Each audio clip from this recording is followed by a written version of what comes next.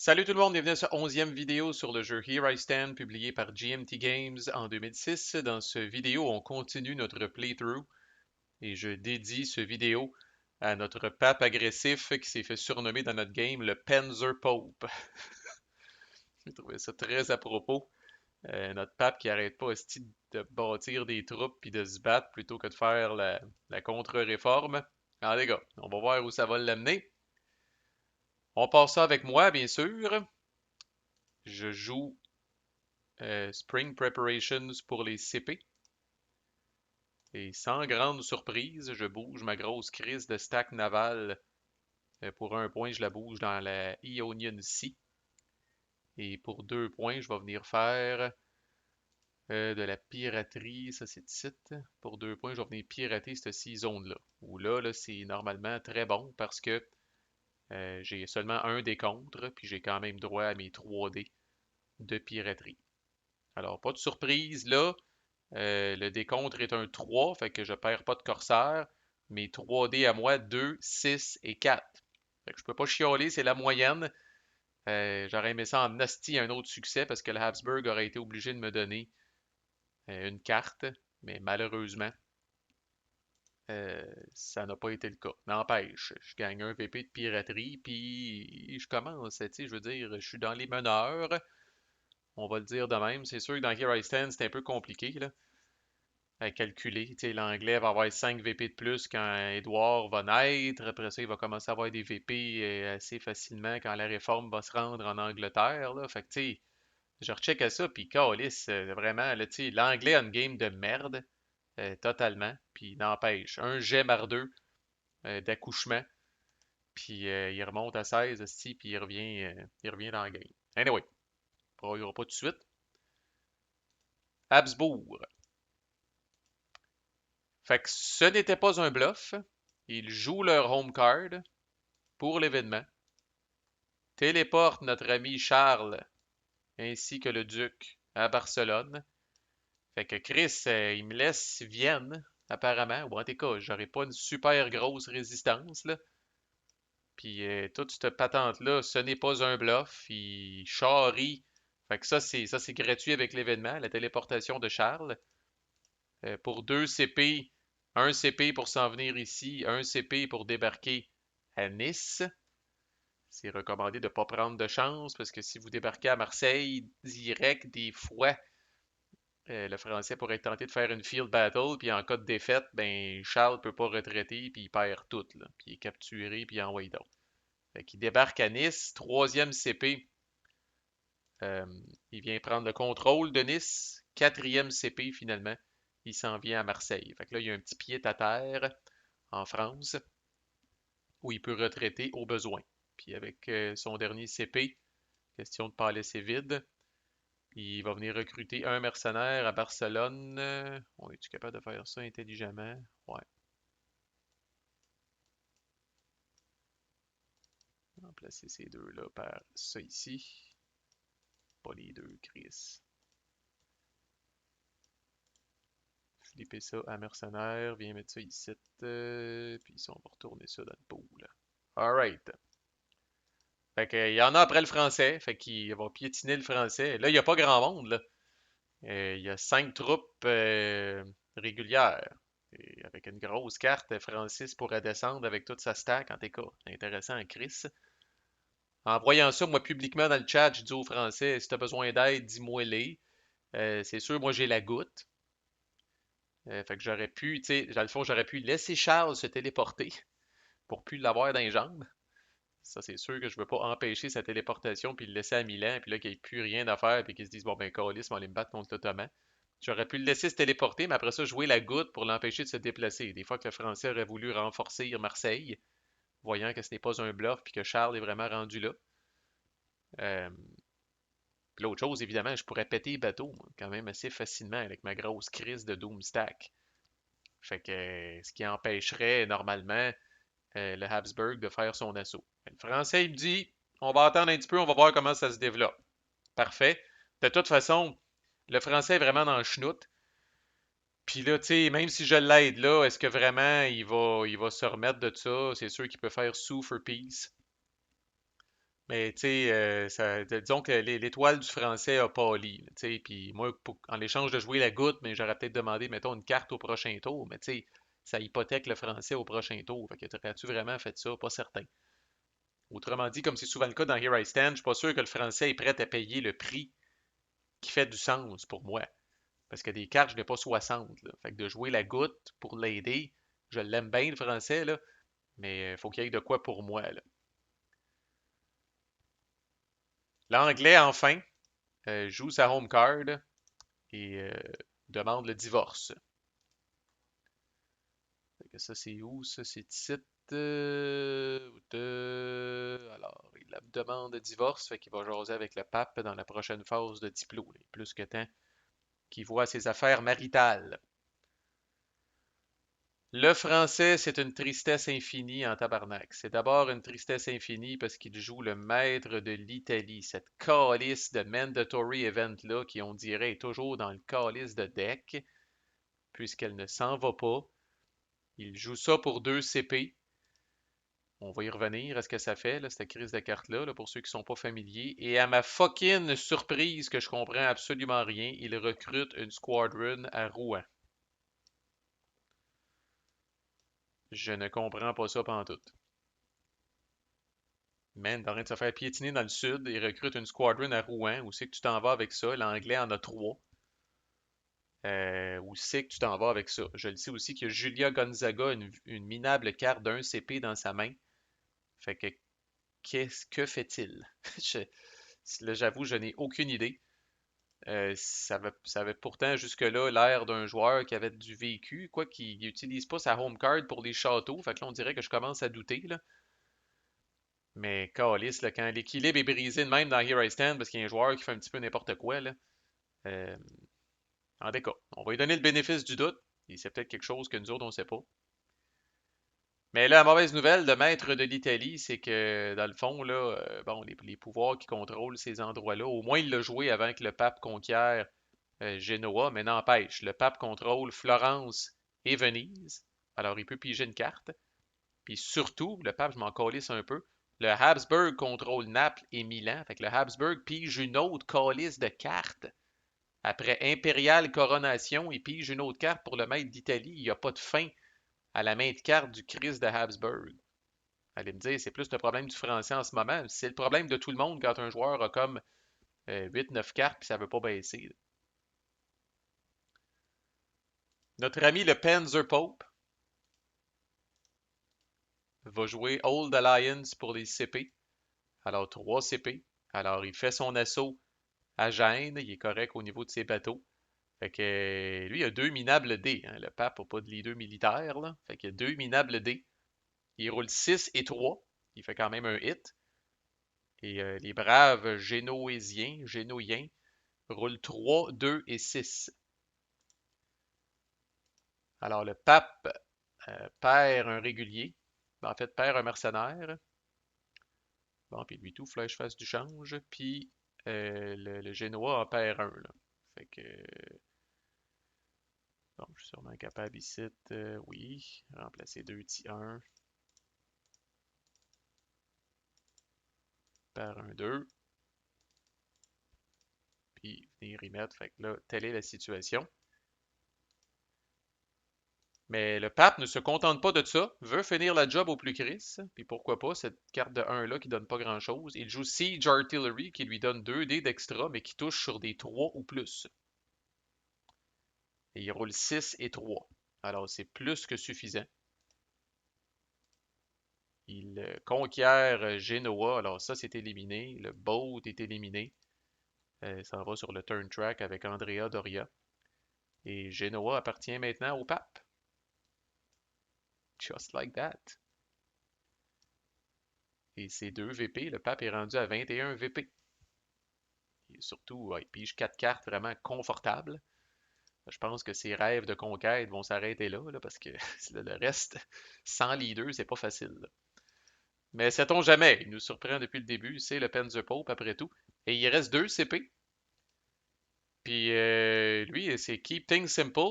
Il s'en va sur Saint-Pierre. Il ajoute 2 CP à la basilique Saint-Pierre de Rome. Et ça lui donne un autre VP, il est rendu à 22. Fait que ça, dans le fond, autant qu'il y a des CP à dépenser, puis on rappelle que le pape a beaucoup de cartes, il pourrait venir maxer la cathédrale, puis là, il serait une fucking menace. Une fucking menace.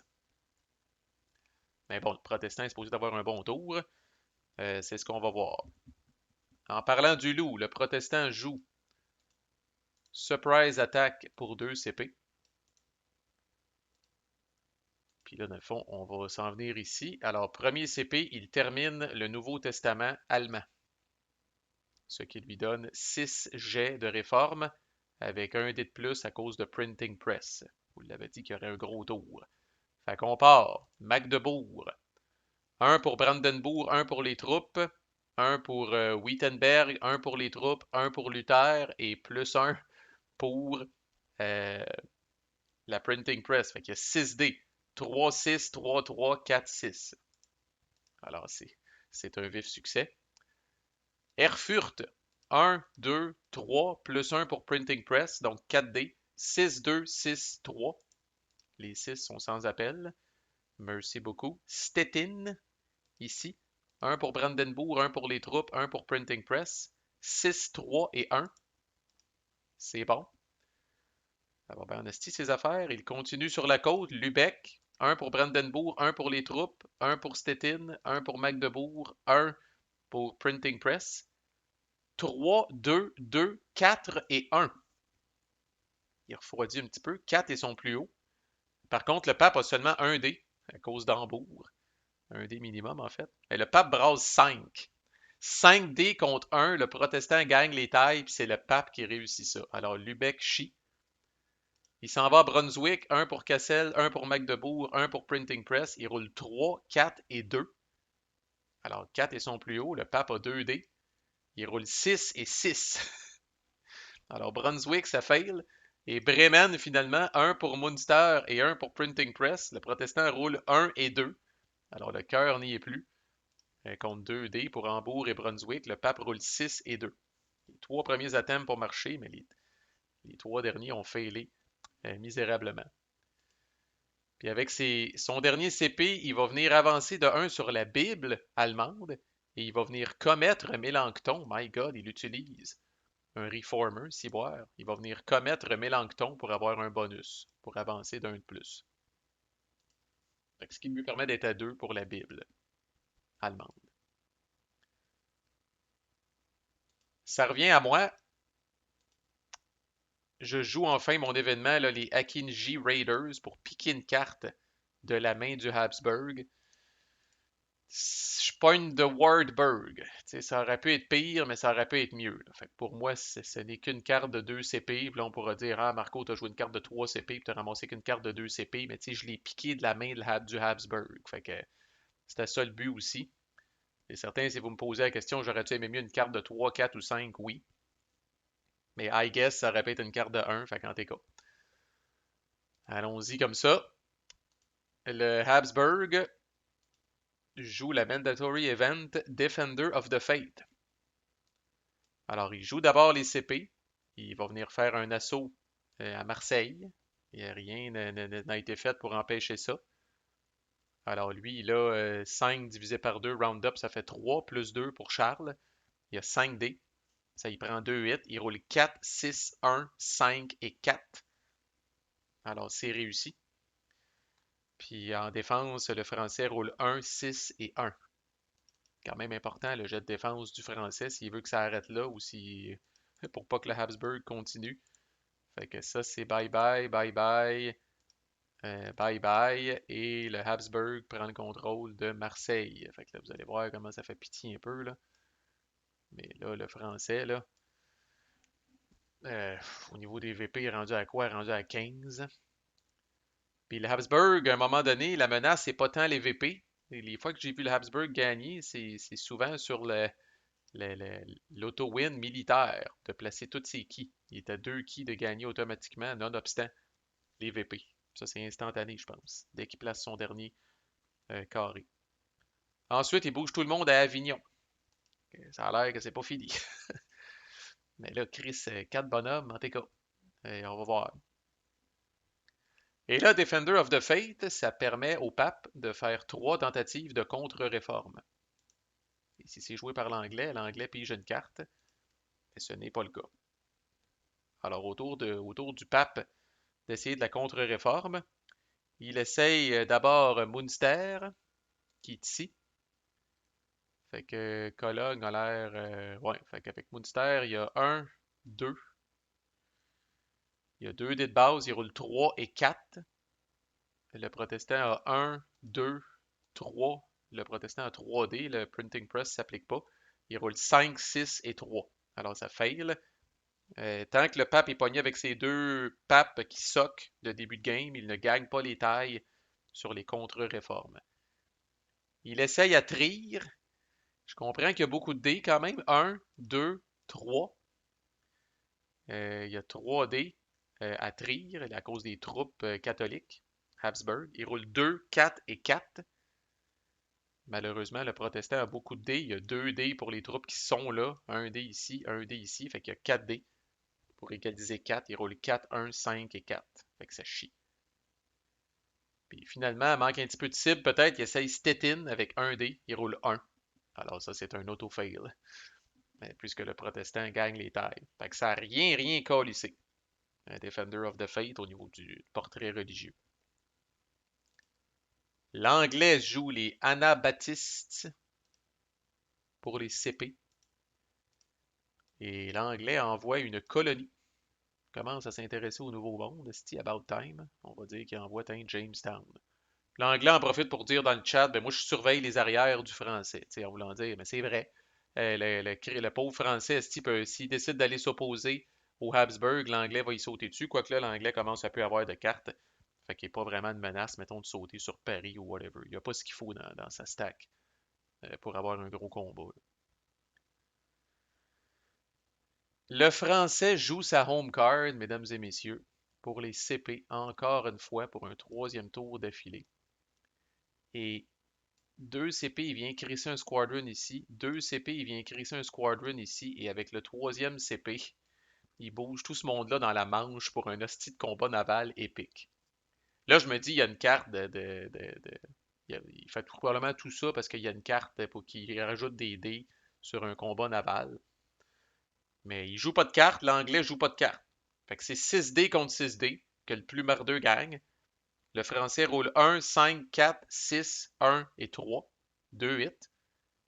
L'anglais roule 4, 3, 4, 1, 3, 2, 0 hit. I will be fucked. L'anglais perd un squadron et retraite tout le monde dans la mer du Nord. Ah ben, colis. J'ai mon hostie de voyage. Le français, ceci dit, a peut-être une carte pareille, mais il y a des cartes navales que tu peux jouer après avoir vu les rôles. Puis voyant qu'il gagnait le combat, ben, le français s'est peut-être dit, Chris, tant mieux, je joue pas ma carte. Eh ben, asti. Où c'est que ça nous amène ça? Je sais pas trop. On va voir comment que ça se développe, mais calvaire.